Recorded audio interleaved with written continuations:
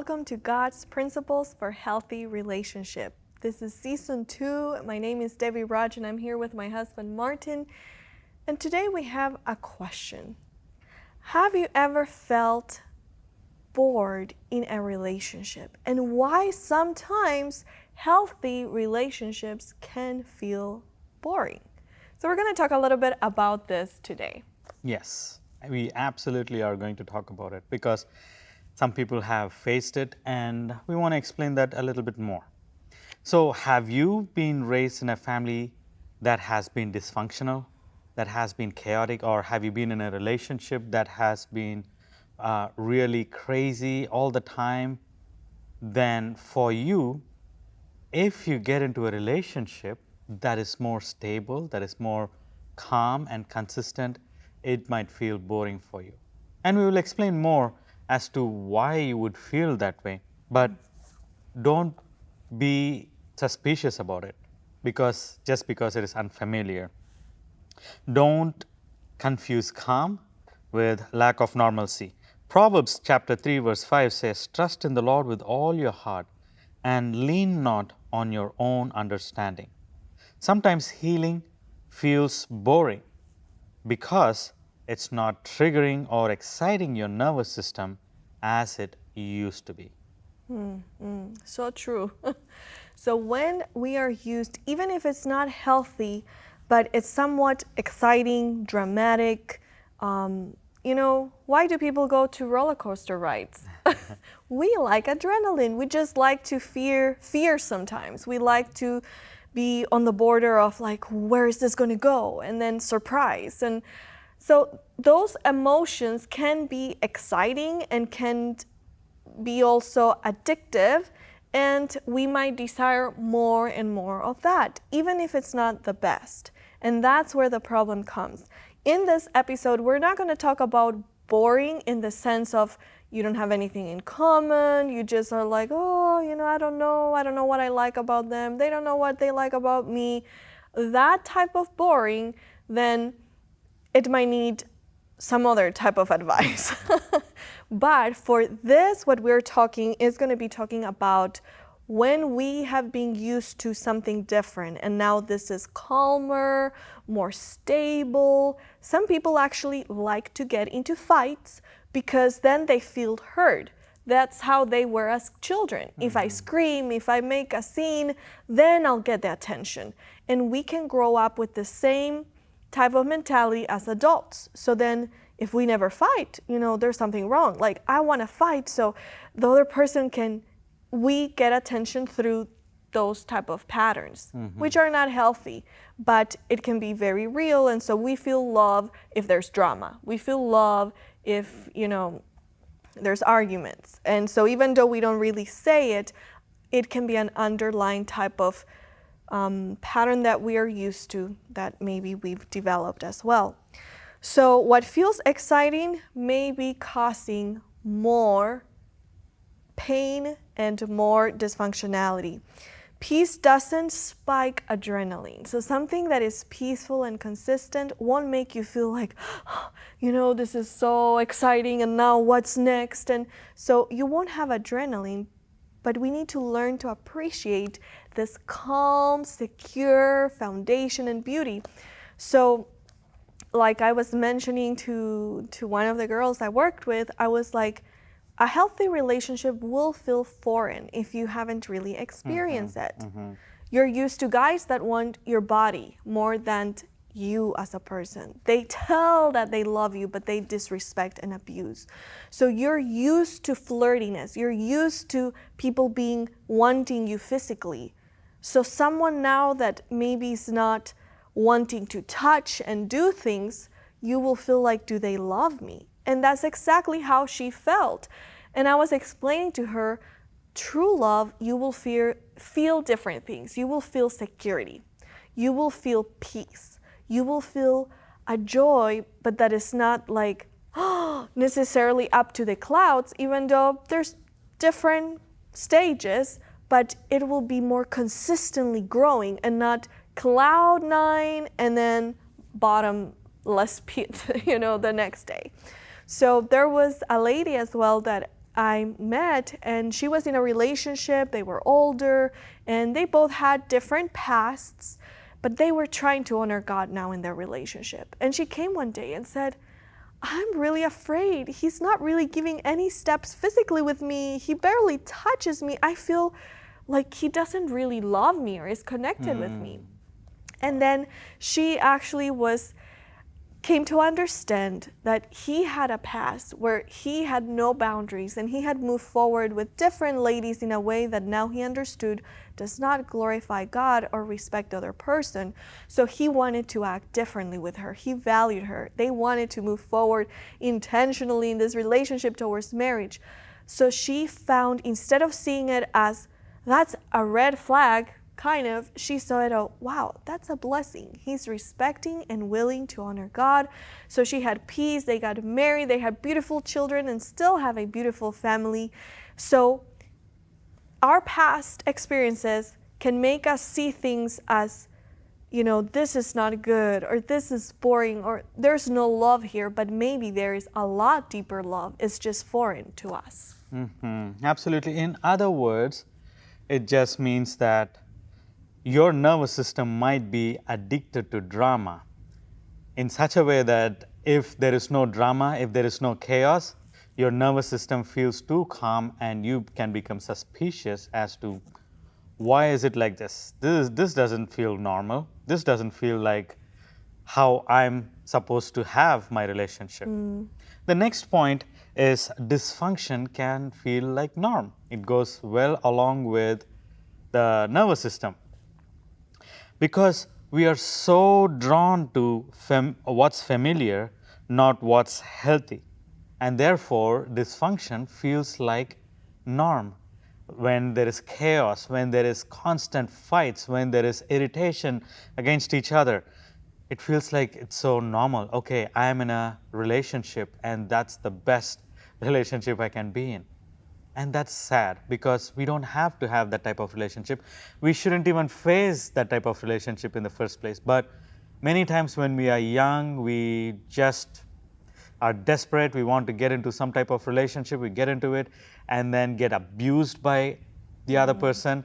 And then we feel like maybe that is the norm. That is how all men or all women are supposed to be. And then we come to this conclusion, and we live a mediocre life. We live a life in dysfunction, and that is not good.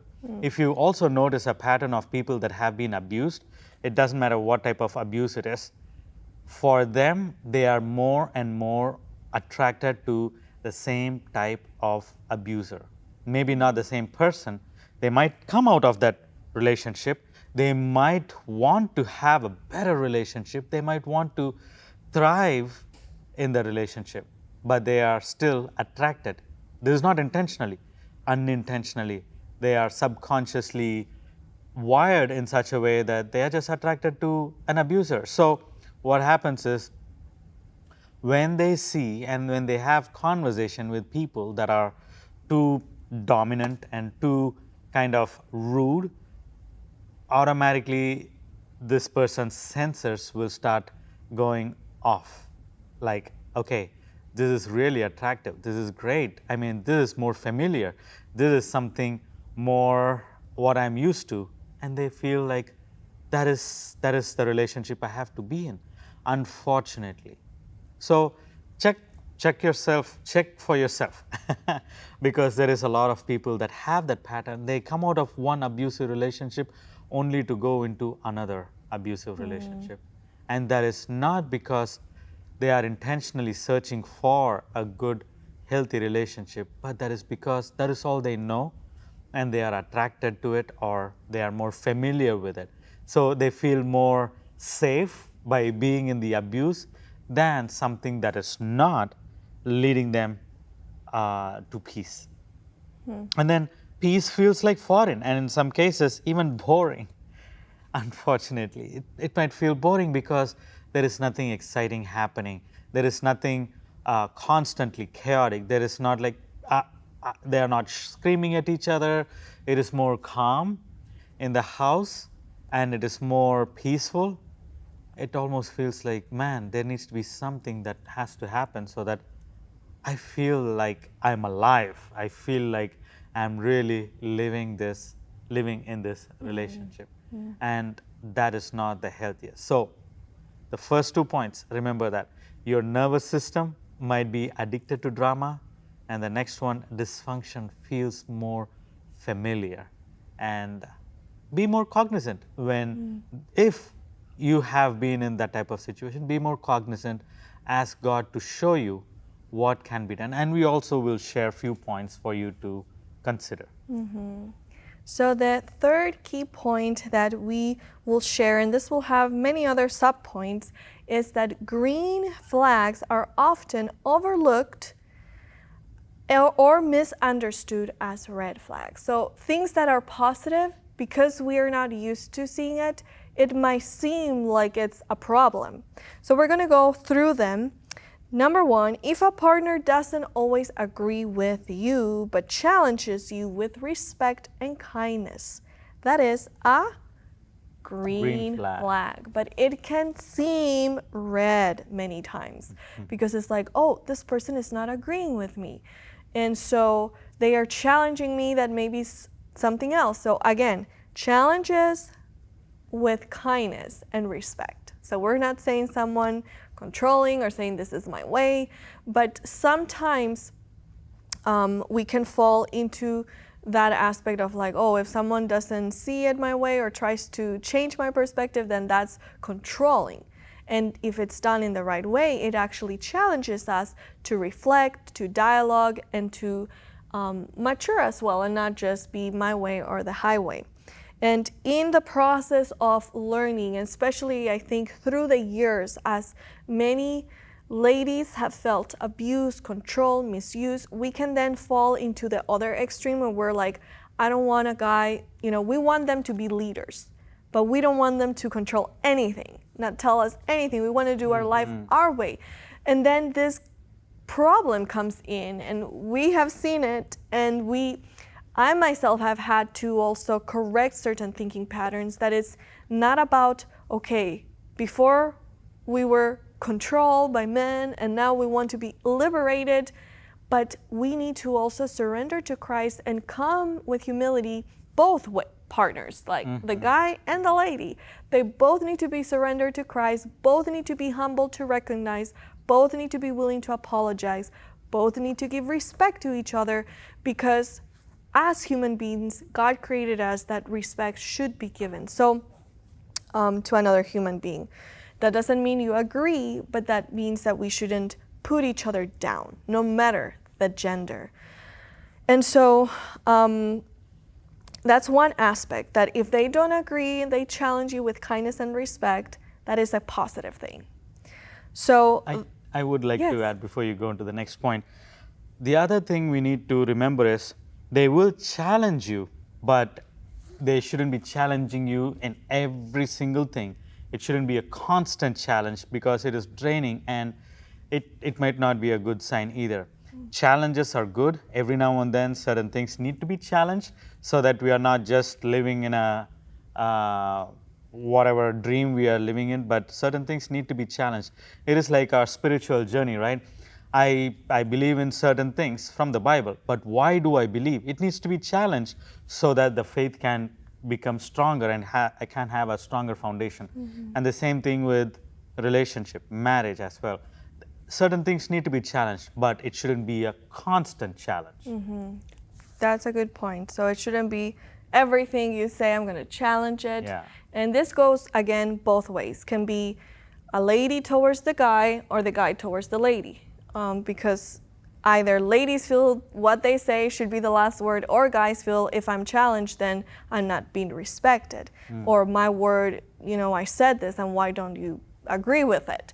So it is okay in a healthy relationship to challenge each other, not constantly, but in situations where it's needed. So number two is they value their time alone. So in a healthy relationship, there will be that valuing of time, our time, and not necessarily always being together, as we've talked. Don't lose your life because of someone, but live life together as a team and give each other space for that individuality. And point number 3 in this is they don't constantly shower you with affection, but are more steady and consistent in showing affection, not only with words, but actions. And this is something very interesting. It actually gives me an alert when people are overly friendly and overly showering with love and affection and care. It is like, okay, what is going on? You know, it doesn't feel natural. It doesn't feel normal, and and many cases it is the case because they are showing so much and over affection. Either it is because they are people pleasers, or it is because they want something more from you, or they are trying to just gain something from you or to make you more dependent on them. Those are the cases where they are going to show too much affection, too much care. But a person that is a green flag in this situation is their affection is more stable, consistent. They share, but not just share, but you can also see it in actions. They are very, very consistent. Is everyone in that part have achieved that level? Not necessarily, but there are people who will strive towards it, and it is important for us to strive towards it as well. Point number 4, they take things slowly and steadily and don't change their mind often. They take things slowly, steadily, and don't change their minds often. And that is very, very beautiful about people that show green flag, because they are not making emotional decisions. They are not in a hurry, jumping to conclusions. They are steady. Even if it says slow, sometimes we feel like they need to take things quickly. No, many times people that are slow and steady are actually more wiser and are more consistent in what they believe, not just emotionally driven. And in the long run, once they make the decision, they are strong about it.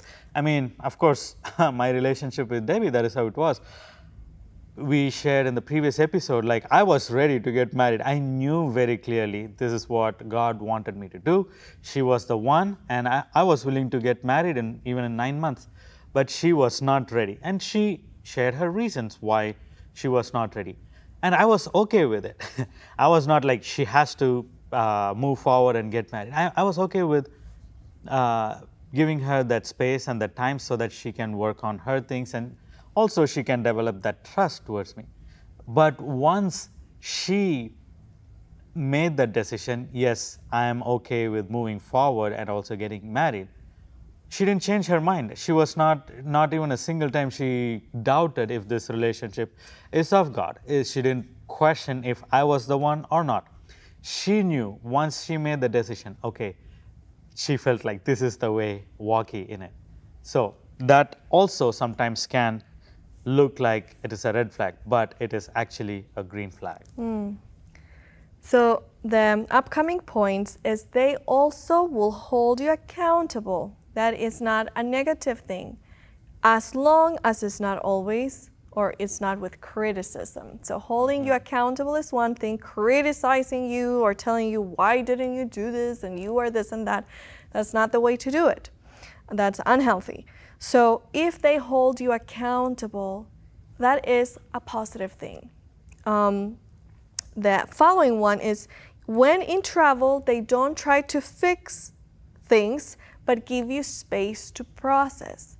So it's true that we all have different ways to processing things. Sometimes we like to do it right away, just talk about it, process it.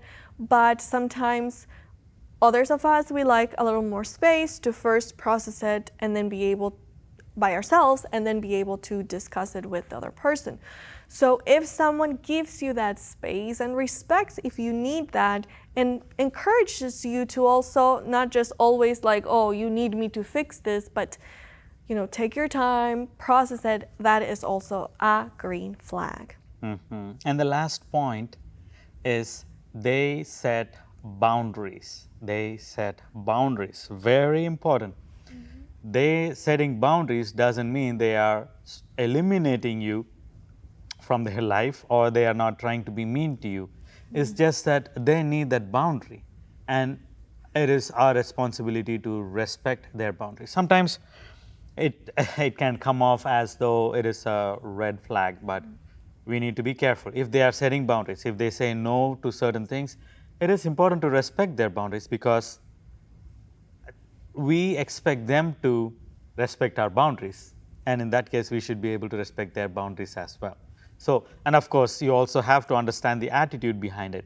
They have a humble yet very clear into what they want and what they don't want, and when they said it, because sometimes these technical terms have become so fancy and abused, so people can say certain things with attitude and make it look like, oh, I'm setting my boundary, you need to follow that, and the attitude changes. Look for humility when they set the boundaries, because they might be very clear and honest. So those are the type of people that are showing green flags. And to just kind of follow on that point, when we set boundaries, it's not telling others what they should do, but setting boundaries for ourselves, what we feel comfortable, what we don't feel comfortable. So for example, if someone is yelling and acting rudely, we can say, whenever you calm down and you're ready to talk, like kindly, I'll listen. But if not, I cannot, keep engage in this conversation. So boundaries is not to tell someone else what to do. You can keep screaming, but I won't participate. Exactly. And so it's for us. And we can always talk about it and say like, okay, well, what about this? And so we can dialogue, but we cannot force each other. And if we really don't like the boundary someone is setting, then we can walk away. We don't need to be in that relationship, especially if it's in the process of finding someone that we will live our lives with. So in conclusion, we want to share that sometimes the healthiest love won't feel like, wow, this is, exciting and this is so, adrenaline rush. It might not. But looking for security, for peace, for consistency, those are the type of qualities we truly need in the long run. Roller coaster can be good short term, but for the rest of your life, feel like you're in a roller coaster can be draining. So we need to learn what type of feelings and habits and ways are healthier, so that we won't label them as like, oh, that's not good, but we can see, oh, that's actually better, and we can learn to appreciate them. And obviously we have come to the challenge of this episode. Peace feels foreign. Write down 3 qualities of someone who made you feel emotionally safe. And the next one is ask yourself, do I chase excitement, drama, or pursue emotional safety? And this is very practical, and this is helpful because it will help you to evaluate yourself, right? It will help you to see if you are able to find a safe space with this person. Are you chasing an excitement or dysfunctionality or drama, or are you pursuing emotional safety? So we want to conclude saying that when you are in a relationship, there should be more peace and less chaos. We are not saying there won't be issues at all. We are not in heaven. So there will be issues. There are 2 different people coming together, 2 different worlds coming together. So it is a miracle that God does, right? And when that comes together, we have different ways to reason, process, and speak. But that doesn't mean it has to be chaotic. It doesn't mean it has to be dramatic. It has to be calm. It can have its ups, it can have its downs. But where do you stand? What are you looking for? You are watching God's Principles for Healthy Relationships Season 2. We will see you in another episode. God bless.